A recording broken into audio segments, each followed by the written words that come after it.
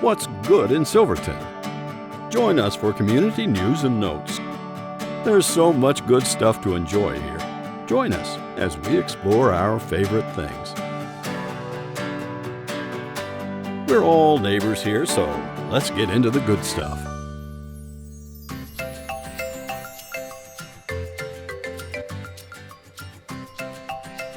Okay, as part of more good stuff, we're here with Stacy Palmer, Executive Director of the Silverton Chamber of Commerce. Yeah. Is Silverton open? We are open and raring for visitors to come check out what we've got. So, in the summertime, we have a beautiful farmer's market. It's an easy sell to get people to come to Silverton. It's the Falls Farmer's Market, lots of shops. Now we're moving into the holidays, colder weather, fall season. Is there anything going on? Oh, we've still got lots going on. We've got our market that transitions to a winter market. It'll be inside on Saturdays from 10 to noon. So same farmer's market. Same farmer's market. Goes inside. Yes. And stays open, stays active. Yeah. Wonderful. We've also got over 20 murals around town that depict Silverton's history. You can take a stroll through town and see most of them, or do it in your car.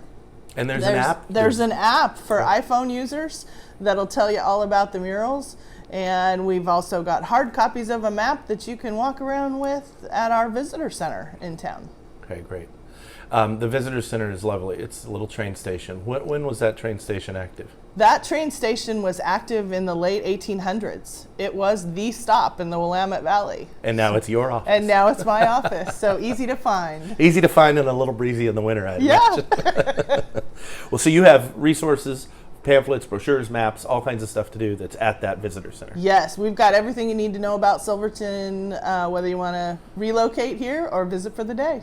Okay, the big question, is Santa going up? Are we lighting this tree this year or not? We are lighting the community tree. We're modifying our event a little bit due to the circumstances, but Santa will go to the top of the tree and use his magic dust to light our tree. So how are we supposed to watch that this year? Live stream. It'll be live stream. We'll have some other entertainment along with it, but it'll be a great way to safely watch the tree light up for the holidays. So a full program with cameras and hosts and the whole thing, and a countdown that we can hear very easily from your laptop or your phone. Exactly. Okay, so stay home and watch Santa go up in the ladder this year. Definitely. Stay safe. Excellent. Well, thank you for stopping by. Thanks for having me. You're part of the good stuff. Thanks.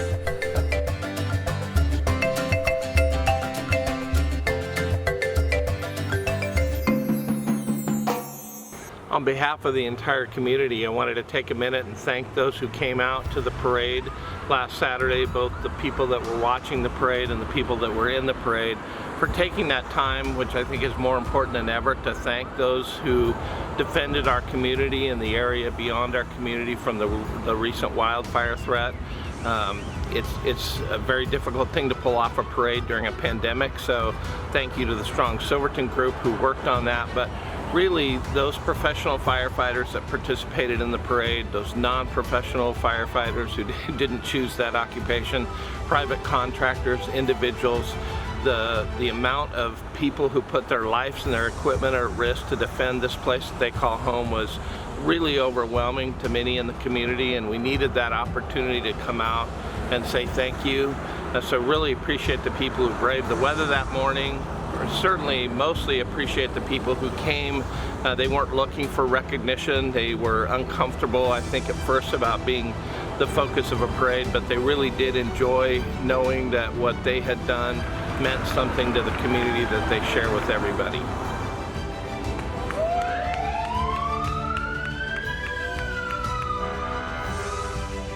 On behalf of Silverton, we really want to thank those brave heroes who put so much at risk on that day after Labor Day in our community. Both the people that we expect that from, that are private occupation chosen firefighters, but also the people who never dreamt they'd be out there on the front lines, cutting in trees, cutting in fire lines, and doing everything possible, loaning their tankers, grabbing shovels. It was just an overwhelming response from people who put themselves in a position of risk. So thank you deeply from all of us.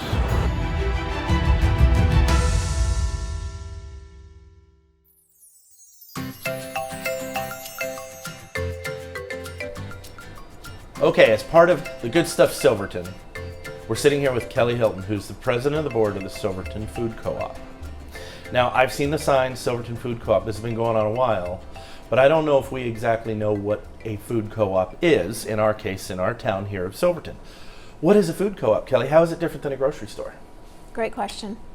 It's different because it's owned by the community. It's owned by the members. You don't have to be a member to shop there, but as a member, you'll get benefits, various types of benefits when the store is open. Currently, right now, the benefits you get as a member are discounts at some of our local businesses. And you have a voice. You have a voice in how the store is run, what is considered local, what's going to be in the store. You get to participate in the store itself. And I would imagine that if I join the co-op, I'm showing my commitment to seeing this store happen, that I'm a part of the effort to make it happen. But I think you're up against a new stage for this co-op. Yes. Tell me about that. Okay. So yes, you are correct. We are at a new stage. We have been in the development of this co-op for 5, almost 6 years now. So those of us that are currently on the board and currently volunteering are standing on the shoulders of those that came before us. And that's been the signs and the booth at the farmers market and all the awareness building. Yes. Now it's time to do it, I think. Yes. Right? So the first part of, we're following a plan that's been put into place and it's been proven to be successful. We don't just make this up as we go along. So we are following what's been put out by what's called the Food Co-op Initiative group. They've been involved in helping startup co-ops, food co-ops, build all over the nation.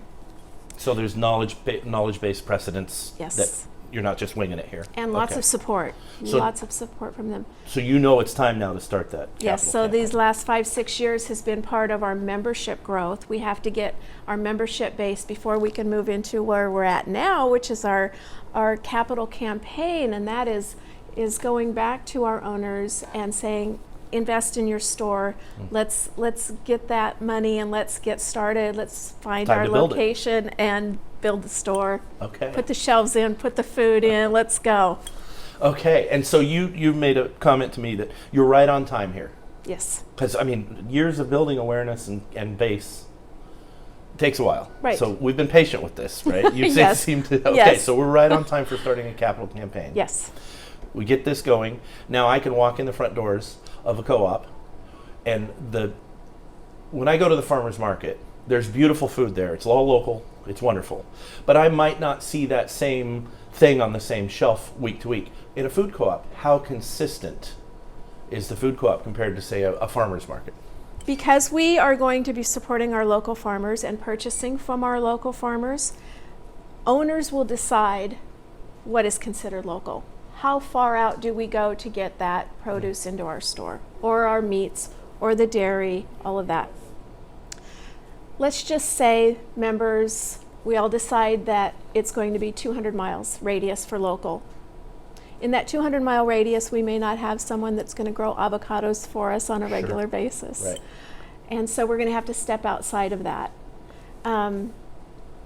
If we can't find that, we won't, and it doesn't meet our criteria for what the mission of the co-op is and what people want. I mean, the reason we buy into a food co-op is because we care about the food we put into our bodies, right? So consistency is going to also depend on availability in that local parameter. So you do the capital campaign. Do you know how long, is there a projection on how long this takes, or it's till we get the money and we can do it? We are limited by the state of Oregon as far as how long we can run our capital campaign. So we do have until the end of September 2021. We are running our capital campaign in a 6 to 8 week period of time. We would like to get started before the holidays. So the time is now. Sense of urgency is now. in place. Okay. Yeah. What can I do if I'm watching this video and I want to be a part of this? Where do I go? What do I do? You can go to our website, Silverton Food Co-op, and you can sign up to be an owner from there. I'm going to be tabling at the Crafters Market for the next 2 weekends, so you can come down and talk to us. Down and visit? Yep, ask a bunch of questions, sign up there if you'd like. get your yard sign so you too can be part of that group. So I'm hearing that the sense of urgency is the time is now. If we want to move on this food co-op for Silverton, we need to be involved now. Yes, there's a lot of availability of buildings out there right now. We've partnered with a commercial realtor that is looking for places. So yes, we would like to secure a site before the holidays can start. Great. Okay, site's up. It worked. When I walk in the door, what can I expect? Again, the question between Just the grocery store. Awesomeness. But local products. But how does that work? Like, how deep of a inventory is there? I would imagine it depends on what you can get locally. True. Yeah. So we had a market study done a few years ago, I guess, and that gave us a projection on the size of store that we're going to be looking for. We're not going to be able to start as big as our local chains here in town, but it'll be a nice size with room to grow as things move on. So you'll have your produce, the things you see at the farmer's market, you will see in the store.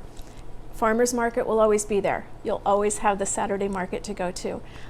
We'll just have it available 7 days a week. Right. There's a more readily available access to this. I can get something on a Thursday afternoon. Exactly. Right. And a deli is one of the things that we are really looking at adding to this store too, so that you can come in and get some healthy prepared meals that are made from the produce that our farmers have, or the meats or the dairies that we're going to be having in our store. When I walk into a grocery store, when I walk into one of the big chain stores, and I see something on the shelf and I just buy it, I frankly don't often consider where it came from, how it was treated, how it was handled. Most of us don't. Most of us don't. Right. I'll tell you, getting into the food business and opening a restaurant has made me crazy aware of where things are coming from. Yes. Is that the same as for me walking into a big store, like a chain store, or going into a co-op? I'm going to know where the food came from. Yes. You're going to know, most likely, the farmer that grew it or raised it too, because they're our neighbors, they're our community. So you'll have that communication path on where this came from, how it was grown, raised, cut, Yes. harvested. Co-ops also do a lot of education in the community. So we will have workshops, we will have classes, we'll have, our farmers come in to talk, get to know your farmers. There's nothing more satisfying than purchasing something at a co-op and you know how it was grown because you've talked with that farmer. You've talked with them and you know their practices and you know how they feel about the earth and about the air and about proper soils. And their practices and all that. Yeah. So the effort is now. The time is now. Time is now. Go to the website. Yes. Get involved. Join the co-op. Okay. Yeah. Well, thank you, Kelly. You're Thank part you, of the Josh. good stuff in Silverton. Thank you. Thank you for stopping by.